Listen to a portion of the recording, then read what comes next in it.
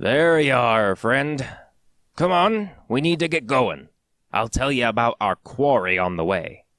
That's right, you'll be helping old Derek out on a hunt today.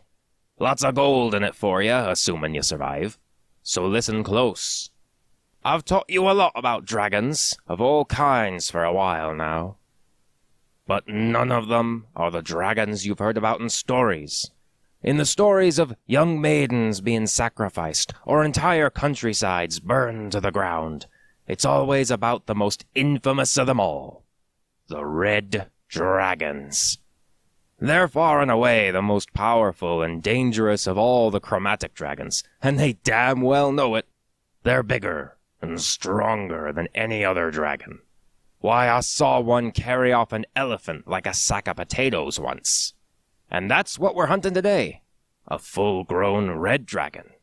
So if you don't like being incinerated, or squashed, or gobbled up, or eviscerated, or smashed, or gutted, you should just really listen to me. First, we've got to go high into the mountains. You probably think that red dragons prefer to lair in volcanoes, and that is their favorite place to be. But unlike the white dragons, who love the cold and can't stand the heat, red dragons are far more adaptable. They'll make their lairs anywhere, as long as they have a perch to oversee their territory. Mountains, cliffs, high mesas, so we're in for a climb. Now, you've got to know what we're looking for. Red dragons, or fire dragons, are, of course, red. But it's hard to see colors in the dark. You'll know what you're looking at is a red dragon if it's got two huge horns that go straight back on the dragon's head. Then there's the smell. Red dragons always smell of sulfur and smoke. The smell gets a lot stronger the closer you get to its lair. If the dragon you're looking at has a small bit of flame coming out of its nostrils, then that's a red dragon. Pay attention to that nose fire, 'cause it'll get bigger when they get angry. Oh, and, red dragons are always angry. Not to mention the intense heat around their bodies, and the hot air mirages around them. You get the idea. The final tell is how they interact with you. Of course, by then, you'll know what you're facing. Red dragons don't like to stalk you like the black ones, and they don't try to trick you or bargain with you like the greens or the blues. Red dragons will attack you the moment they see you.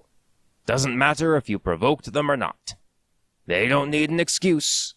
All dragons believe themselves to be better than humanoids like you and me, but the red dragons take this to the extreme. To them, we're nothing more than animals, to be eaten or slaughtered when it suits them. The one exception being that red dragons are arrogant tyrants. They love to have slaves, and they love being worshipped like a god. Anything in the dragon's territory that doesn't bend the knee ends up as supper or a pile of ash. Of course, that's only part of the deal. Red dragons are more greedy and prideful than any other type. The reds can never get enough, and they ain't picky about what kind of treasure they have. If you got something of value, they want it. Especially if it's made of gold. And in their minds, if you're not strong enough to protect what you got, well then you don't deserve it. For the reds, it's all about power, wealth, and status. They have to have the largest treasure hoard. They have to have the most amounts of slaves. They have to have the largest territory. Now, they don't care much for what other chromatic dragons think of them. In their minds, they're the apex of dragonkind, so why bother with what the others think of you? The only thing that matters to a red dragon is the opinion of another red dragon. In fact, this pride in themselves and the disdain for other dragons runs so deep that a red dragon will attack any other kind of chromatic dragon that wanders into its territory. If you ever speak to one, and survive, you'll understand. What do I care for the other colors? The pitiful worms. They have fallen from the truest heights of dragonkind. Countless eons ago, when the great dragon god Asgorath made this world, he spawned my kind. There were red dragons, and only red dragons. The other dragons lost their purity, lost their color. But me, my breath is kin to the flames that birthed this world. My scales are the bright red that burned in the eyes of our progenitor. I am greater and stronger than any other. My claws have sundered 1,000 enemies, many times your might. My teeth have feasted on the blood of creatures that were ancient before you were even a thought. My slaves are countless and ever loyal. My wealth surpasses that of any mortal kingdom. Only I am worthy of the name Dragon!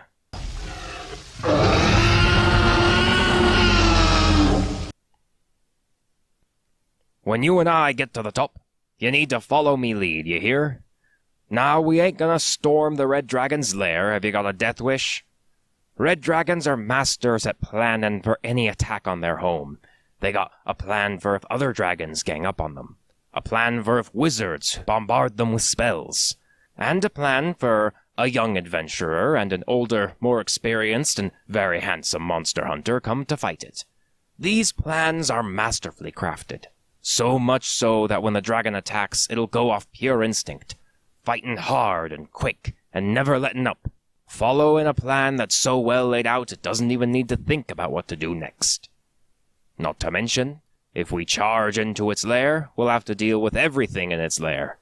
Dozens and dozens of slaves armed to the teeth, traps and smoke that will choke you and blind you, pillars of flame erupting from the earth to burn us alive. I really don't appreciate being roasted. So we're gonna taunt it out of its lair. That's old Derek's plan. We find the entrance, then we're gonna shout insults at the dragon. We'll tell him how he's gotten weak and fat, and that a different red dragon has become more wealthy and infamous than him. Sure, red dragons care about one another, but it's not like they celebrate the success. They only want to know if they are doing better than any other red dragon. So if we tell this one in this mountain that there's another red who's got a better reputation than him, that'll dig right into his pride. And he'll go berserk. He'll come charging out of his lair like a mad bull. The rage will be so great, he won't be thinking clearly. He'll forget all about his plans. And that's when we'll strike. Don't you worry, friend. Old Derek's thought long and hard about this plan. We'll survive. Probably.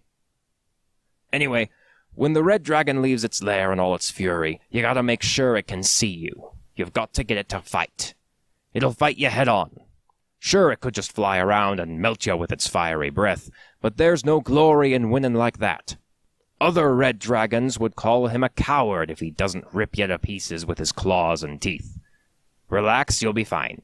Once it's on the ground, we'll try and take out its legs. Red dragons are clumsy flyers. They're too large and muscle-bound. But they're real adept at fighting on the ground, so we gotta take out its legs. Make sure you put that shield to good use, and watch out for its tail. And here, you should drink this potion. It'll keep the dragon's breath from burning you alive. Yes, red dragons are fire breathers, and their fire is so hot, it'll melt the flesh off your bones in the blink of an eye. So, drink the damn potion. Well, you don't need to worry at first. The dragon won't open up with its breath weapon. After all, if it does, then it might melt all that lovely loot and gold you got on you. Even when it's absolutely berserk, all the red dragon can think about is how to get richer. So when it decides to unleash its flames, you'll know the fight is playing for keeps, and that it's getting desperate. That's when we press the advantage. We're going to use ice magic to counter the fire.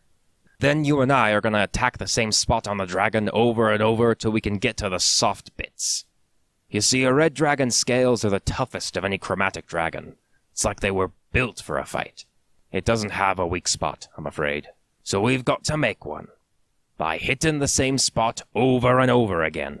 It's a war of attrition. But if the red dragon's angry out of its mind, I'm pretty sure we can kill it. Maybe. What? You wanted to slay dragons, right? This is the best plan there is when it comes to the red ones. Especially since none of the young ladies in town wanted to be bait. That's right, I said bait. Red dragons love the taste of meat. And they love the taste of young human maidens more than any other. I kind of understand it. I mean, veal is a lot better than beef, am I right? What are you giving me that look for? Come on, we're getting close. Feel that heat? You smell that sulfur? The dragon's lair is close.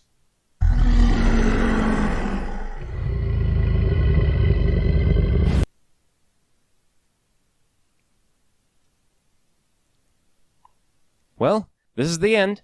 We got through all the classic Chromatic Dragons. Thank you so much for watching all of these. I really hope you enjoyed. If you hadn't seen the others, they're up on the channel right now, so go ahead and give them a watch. If you like this video, be sure to leave a like, subscribe, ring the bell, and leave a comment about why you love red dragons. All my socials are in the description below to keep you up to date on my new projects. I've got a running series of videos on an old D&D campaign I used to run with my friends, and some other general lore and weapon guides. I'll be talking more about magic and doing the occasional monster video for fun. But most importantly, I hope you enjoyed watching, and that you have fun on your next adventure.